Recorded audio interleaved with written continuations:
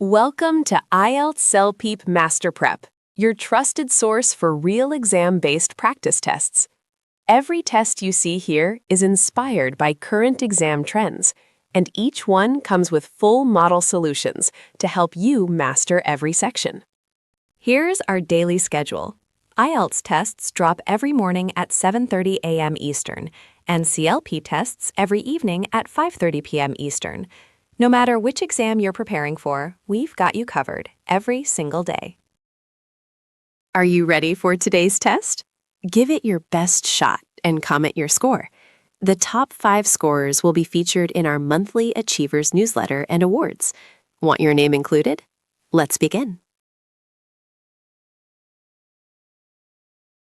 Section 1. You will hear a woman calling a hotel to make a reservation for a conference. First, you have some time to look at questions 1 to 10.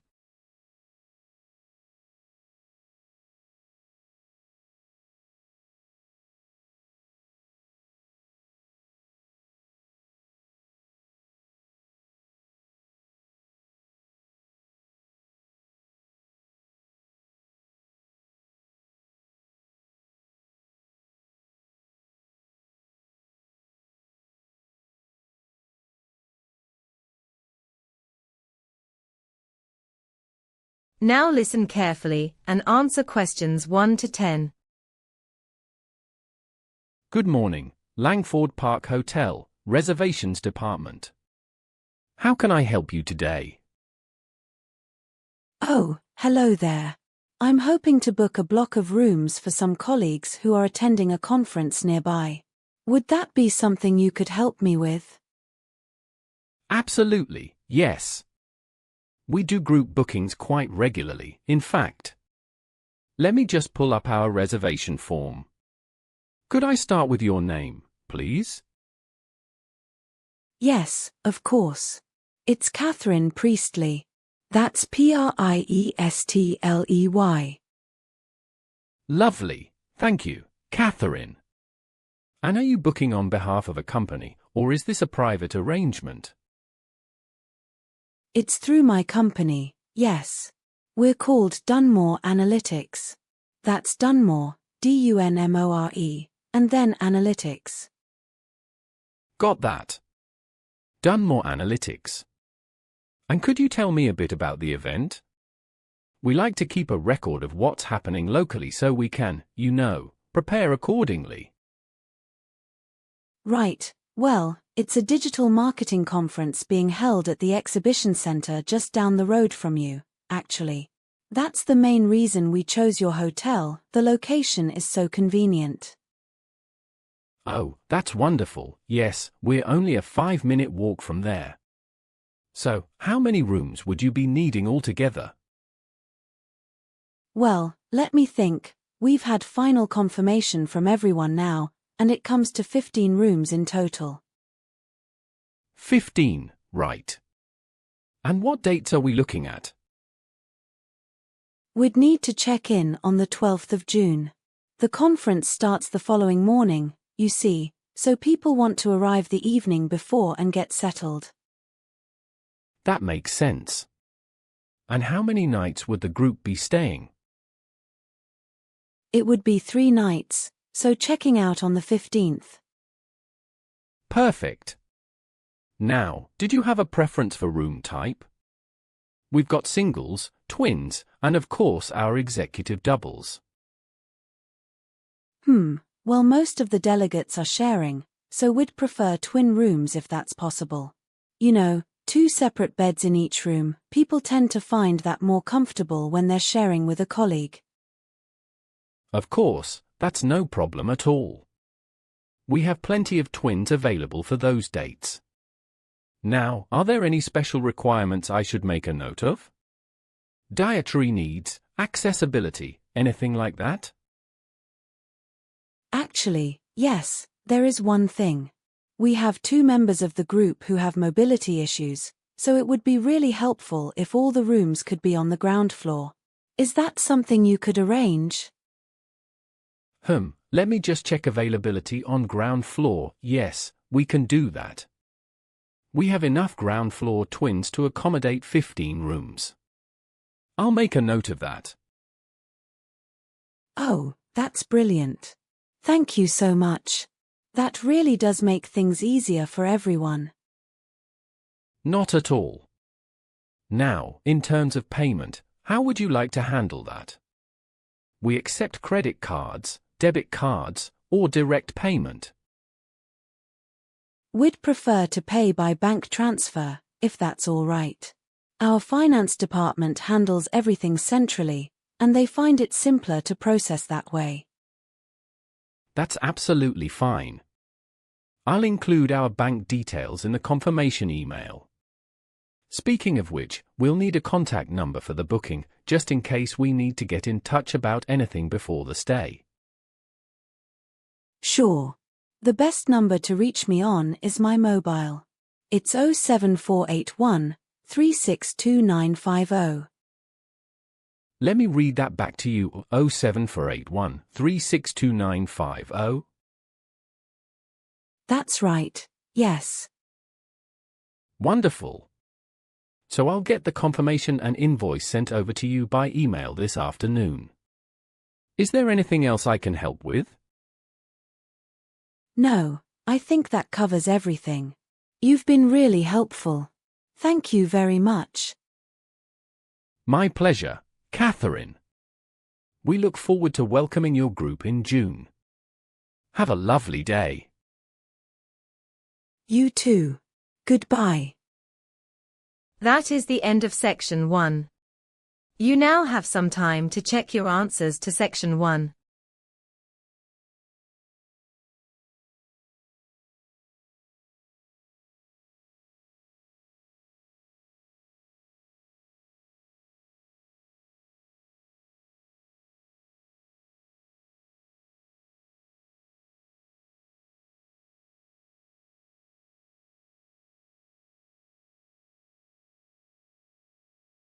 Section 2. You will hear a tour guide describing a local heritage museum and its exhibits.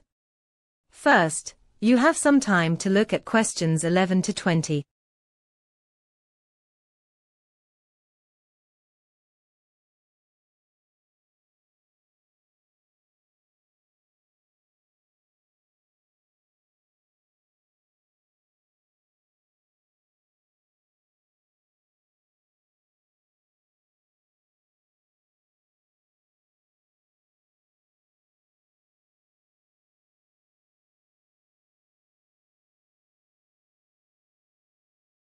Now listen carefully and answer questions 11 to 20.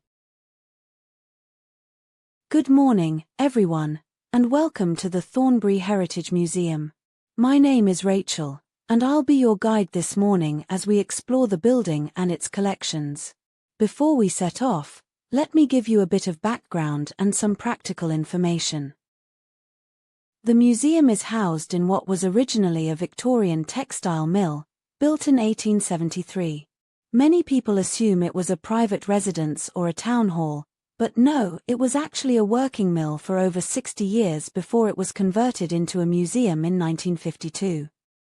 Now, the museum is divided into 5 main galleries. We'll begin our tour in the Industrial Heritage Gallery on the ground floor. This gallery was completely redesigned last year, and rather than simply adding more display cases, the team chose to install interactive touchscreens throughout the space so that visitors can explore the content at their own pace. One of our most popular exhibits is the Kingsford Loom, which you'll see in that gallery. It dates back to 1889 and was donated to the museum by the family of the original mill owner.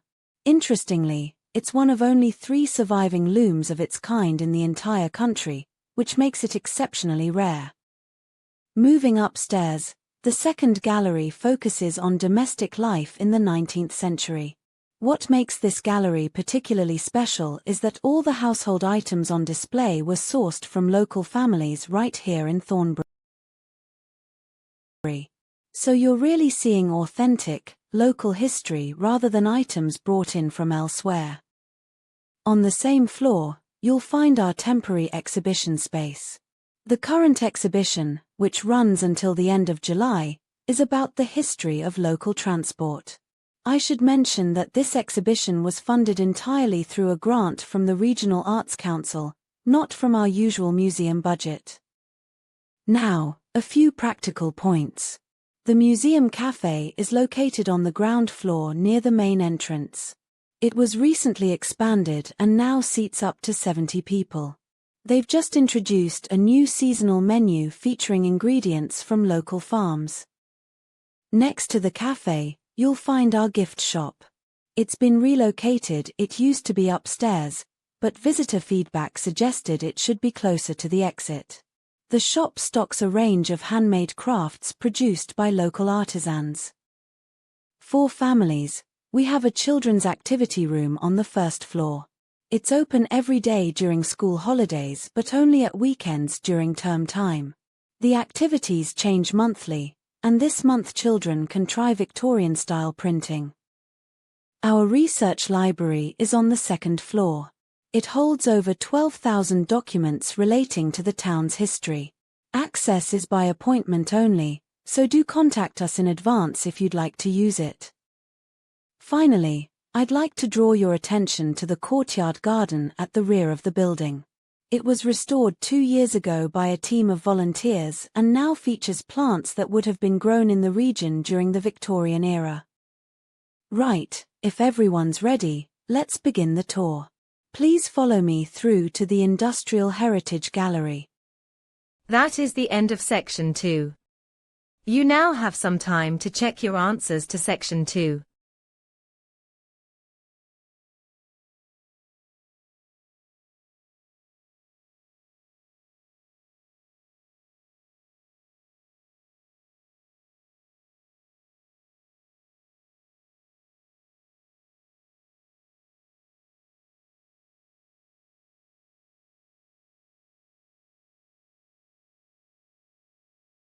Section 3. You will hear 2 students discussing their group presentation on renewable energy. First, you have some time to look at questions 21 to 30.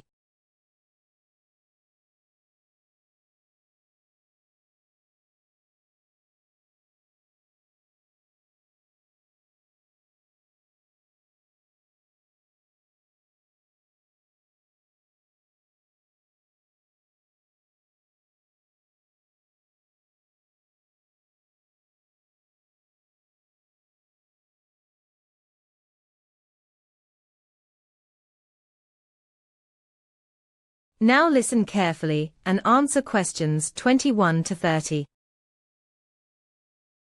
Sarah, thanks for meeting up. We really need to go over our renewable energy presentation before we see Dr. Evans on Friday. I think we should start by looking at the overall structure. Agreed. So, the main focus of the presentation, I know we originally considered doing it on government policy, but we actually settled on comparing the cost-effectiveness of different renewable technologies, didn't we? Yes, that's right. I think it gives us more concrete data to work with. Now, for the introduction, I was planning to outline global energy consumption trends. How long do you think that section should be? Well, Dr. Evans said the whole thing should be 20 minutes, so I'd say keep the introduction to about 3 minutes, just enough to set the scene without eating into the analysis. Good point. Now, the literature review section, that took far longer than we'd planned, didn't it? I spent almost 2 full weeks just tracking down reliable sources on solar panel efficiency. It really did. I had the same problem with the wind energy data. But at least we've got solid references now. What about the section on biomass? I feel like we still need more research on that. The statistics we found were mostly from 2019, and there's bound to be newer data available. I agree, the biomass section needs more research before we can make any firm conclusions. Let's check the university database again this week. Definitely. Now, The case study on the Danish offshore wind farms, I actually think that turned out better than expected. The data was really compelling, and it ties in perfectly with our argument. It does. I was pleasantly surprised by how well it came together. Moving on to visuals, the graphs and charts were honestly the most challenging part for me. Getting the data into a clear visual format was incredibly time-consuming. I can imagine. But they look great now. Oh, here's Dr. Evans. Hello, Tom, Sarah. I wanted to catch you before Friday. How's the presentation shaping up? Quite well, I think. We've decided to focus on cost-effectiveness comparisons rather than policy. Good choice, that's more analytical. Now, have you thought about which renewable source you'll recommend as most viable for the UK specifically? We were debating that. Tom initially suggested solar, but given the UK climate, we've concluded that offshore wind offers the best long-term return on investment. That's a defensible position if you back it up with data. What methodology are you using for the cost analysis? We're using a comparative framework, looking at installation costs, maintenance, and energy output over a 20-year period rather than just initial investment. Excellent. That longitudinal approach will strengthen your argument considerably. And for the conclusion, are you proposing a single recommendation or multiple options? We're going to present a ranked list of 3 technologies with offshore wind at the top, followed by solar and then biomass, and explain the reasoning behind each ranking. Sounds thorough. One more thing, how are you dividing the actual delivery on the day? Sarah will handle the introduction and the wind energy analysis, and I'll cover solar, biomass, and the conclusion. We've rehearsed it twice already. We're aiming to keep it under the 20-minute limit, but our last run-through came in at 18 minutes, so we might add a brief Q&A section at the end since that would actually exceed the basic requirements Dr. Evans set out. A Q&A component would indeed go beyond what's required. I'd welcome that. Well, it sounds like you're both well prepared. I'll see you Friday. That is the end of section 3. You now have some time to check your answers to section 3.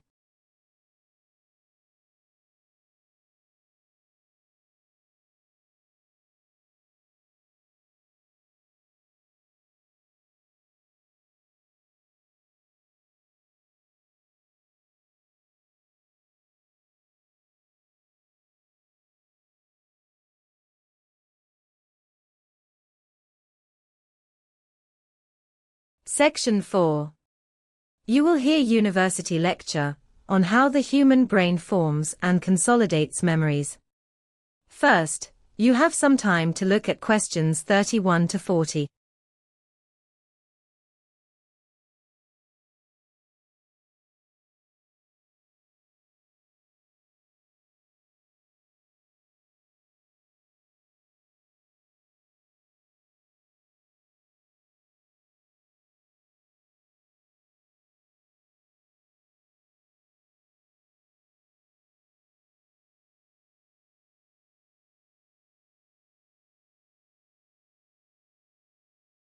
Now listen carefully and answer questions 31 to 40.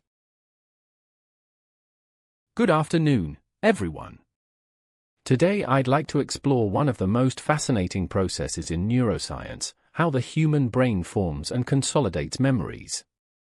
We often take memory for granted, yet the underlying mechanisms are remarkably complex and, in many ways, still not fully understood. By the end of this lecture, you should have a solid grasp of the key stages involved, from the initial encoding of experience right through to long-term storage.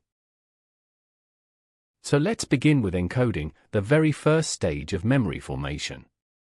When you experience something, say you're attending a concert, sensory information floods into the brain through multiple channels: sight, sound, smell, and so on. This raw data is initially processed in the sensory cortex, but it's the hippocampus that plays the critical role of binding these separate streams together into a single coherent representation. Now, one factor that dramatically influences whether an experience gets encoded effectively is attention. If you're distracted, the encoding process is severely weakened. Interestingly, researchers have found that the strength of encoding is also enhanced by emotion. Experiences that carry strong emotional significance tend to be registered far more deeply.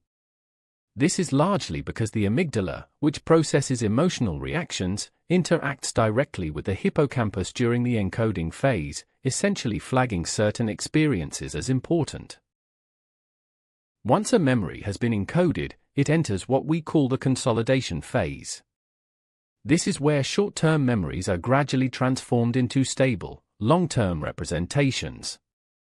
Consolidation doesn't happen instantly, it unfolds over hours, days, and sometimes even weeks. A crucial discovery in this area is the role of sleep. During sleep, particularly during what's known as slow-wave sleep, the hippocampus essentially replays the neural patterns associated with recent experiences. This replay strengthens the synaptic connections between neurons, effectively reinforcing the memory trace. Over time, through a process called systems consolidation, the memory becomes increasingly independent of the hippocampus and is redistributed to various regions of the neocortex for permanent storage. Think of the hippocampus as a temporary warehouse and the neocortex as the permanent archive.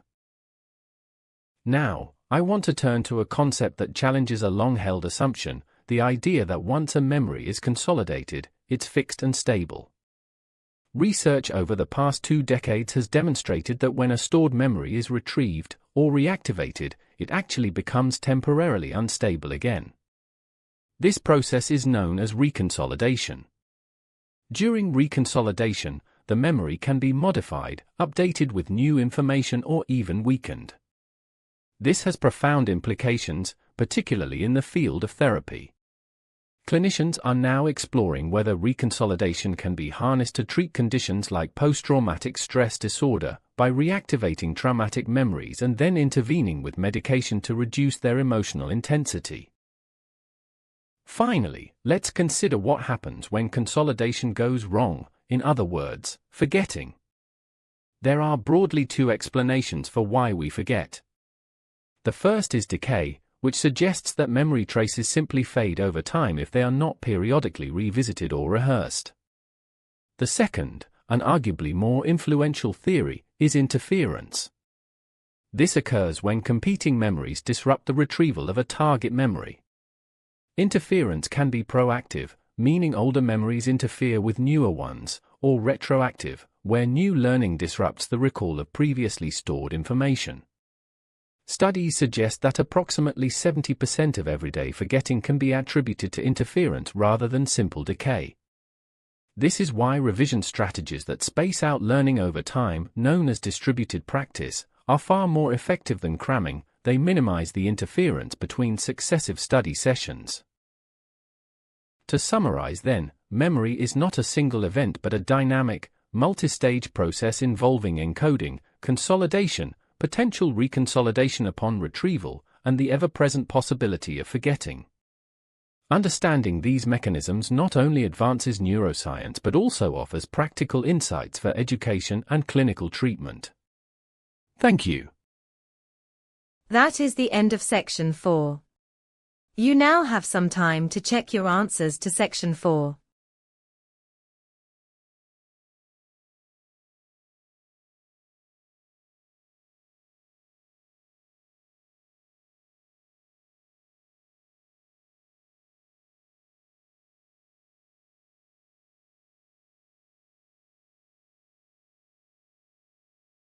That is the end of the IELTS Listening Test.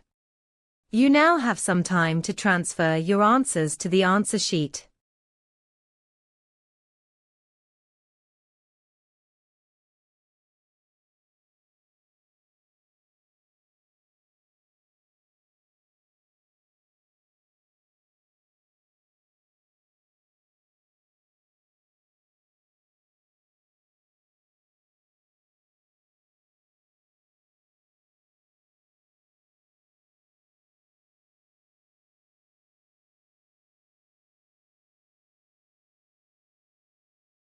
Before you go, don't forget to like this video, share it with other test takers, and subscribe so you never miss your daily IELTS and CELPEEP tests. Drop your score in the comments. Your name could be featured in our monthly Achievers newsletter. Stay consistent, stay focused, and keep leveling up with MasterPrep.